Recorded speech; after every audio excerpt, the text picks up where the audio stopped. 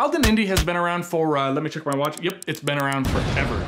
Alden was founded in 1884, which is older than airplanes, stop signs, and zippers. That is crazy. The Indy, originally just called the 405, was mainly a work boot and it had a rugged duck fabric lining. When Harrison Ford was cast for Raiders of the Lost Ark, he was insistent on wearing his old boots from his carpenter days. Eventually, somebody caught on that they were the Alden 405 and word spread. Eventually, Alden changed the name of the boot from the Alden 405 to the Alden Indy, which is much trendier, by the way. The Indy is one of the few remaining holdouts of classic American Goodyear welted footwear. They're still handmade in Massachusetts to this day, and the Indy is often praised because it has the silhouette of a dress boot, but the mock toe stitching around the toe right here makes it more of a rugged casual boot. So I'm gonna jump straight to the TLDR if you want a quick in and out answer. I've reviewed over 100 boots at this point, so I've seen a lot of different brands. Some offering exceptional value for money, others not so much. I appreciate the Alden Indy, especially for its historic importance and legacy in American heritage style. But considering the price, it doesn't blow me away, to be honest with you. I bought mine new from the shoemart.com, which I think is Alden's online store. It's pretty old school, which makes sense because I think the website was designed in 1884 when Alden was founded. At that site, they cost over $600. I have similar quality boots from Grant Stone and Oak Street bootmakers that I'll show you a little bit later. Those cost 40 to 50% less. And I've tried other boots in the same price range as the Alden Indy that, to me, honestly, they did seem like a step up in overall quality. Now, if you want some context for what I just said, I'm gonna dive into each category, including style, leather quality, sole quality, and fit and sizing. Let's start with style. The style is my favorite thing about the Alden Indy. Alden uses their True Balance last, which is a combination last. That means the forefoot and the heel are different widths. And because of that, the heel actually has a much longer counter built into it. So the counter for most boots, the heel counter goes from about here into here. But for the Alden Indy,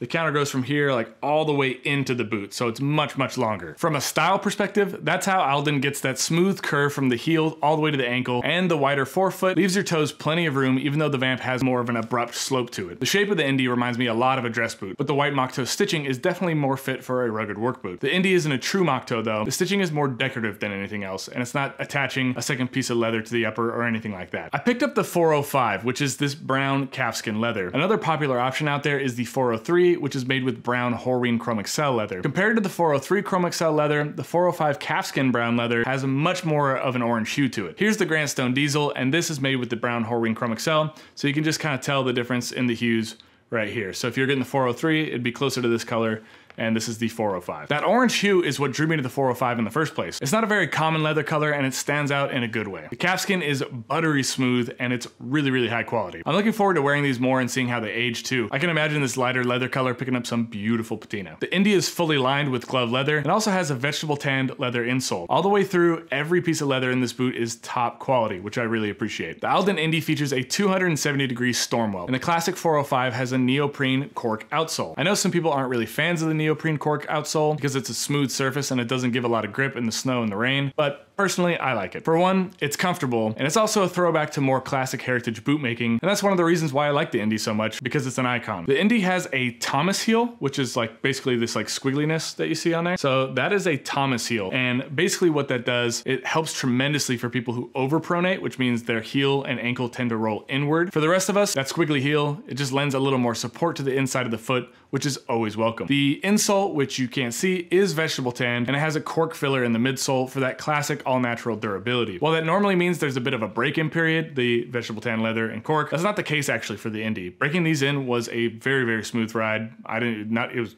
basically broken in as soon as you put it on your foot. That's also partially because of the combination last and the steel shank. The Alden Indy has a ton of arch support, and because the heel is more snug than the forefoot, your foot gets kind of like locked into place without your toes feeling so cramped. I gotta say, there are two common gripes with the sole, neither of which I've personally experienced, but I still think they're worth mentioning. First, like I said, the neoprene cork soles don't offer a lot of slip resistance in wet weather. They're smooth, so you're not gonna get a lot of traction. Second, the heel cap right here, it's pretty soft. This helps a lot with comfort. Like I said, this is one of the most comfortable boots I've worn in a long time, but the rubber is gonna wear away faster than other heels. The good news on the heel cap though is that it's a full centimeter thick, so you've got a lot of material to go through before you need to swap it out. The Alden Indy is built on Alden's True Balance last, which is a combination last. That means the heel and the forefoot are different widths. For instance, these Indies right here, they're a 10D. That means the heel is actually a B width and the forefoot is a D width. I've actually found that the True Balance last feels a little bit roomy, even for a D width. I like it as I'm somewhere in between a D and an E width. I think sometimes some boots I could have gotten an E width, but normally I just get 10D. I'd say that if you're in between sizes for your boot, try the smaller of the two sizes. The room in the toe is forgiving, and I'm sure you're gonna get a good fit, even if it's a bit snug. Alden offers a lot of different widths, which is something I only see old heritage brands do. You can get the Indy in C, narrow, D, standard, E, wide, and triple E, extra wide. I got mine in D, and for reference, I'm a 10D in basically every boot. So Red Wing, Grant Stone, Thursday, Wolverine, I'm a 10D. I was shocked at how comfortable the Alden Indy is. It's probably the most comfortable boot that's all leather and cork in the insole and midsole that I've ever even worn. Now, I've tried more comfortable boots, but they usually have some kind of pour-on or other high-density foam in the insole. Personally, I think that's mostly due to the subtle shaping and combination lasting